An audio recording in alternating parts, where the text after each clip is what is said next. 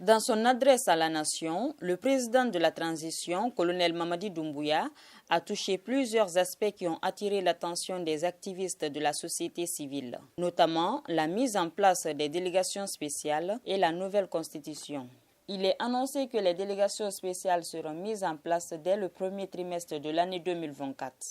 Le coordinateur national de la Maison des associations et ONG de Guinée se réjouit de la nouvelle avant d'évoquer son inquiétude.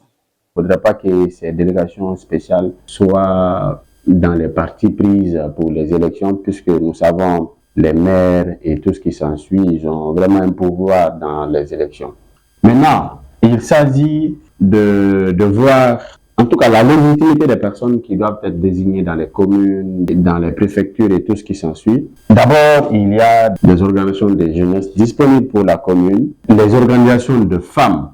Il faut penser aux religieux. Les organisations de la société civile doivent vraiment être impliquées. Les organisations socio-professionnelles, les organisations de presse.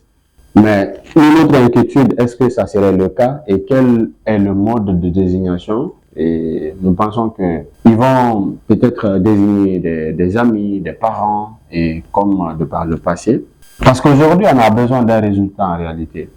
Toujours dans le discours de l'an, le président de la transition a également parlé de l'adoption de la nouvelle constitution au cours de l'année 2024. Une démarche qui est mal perçue par cet activiste. Mais ce que nous n'arrivons pas à comprendre dans cette question de nouvelle constitution, il s'agit bien entendu que de la disponibilité du fichier électoral. Parce que c'est ce fichier électoral qui nous permet d'organiser les élections générales. Mais jusqu'à date, le RAVEC qui nous permet d'avoir le fichier électoral n'est pas disponible, et le fichier électoral aussi. Donc, on se demande comment est-ce qu'on pourra organiser le référendum constitutionnel. Et d'abord, la priorité des priorités, il devrait mettre un accent particulier sur le RAVEC et le fichier électoral. Parce que c'est ce qui nous permet d'organiser aujourd'hui les élections. Pour finir, Alpha Bayo, coordinateur national de la Maison des associations et ONG de Guinée, signale tout de même qu'ils ont déjà fait des recommandations très vives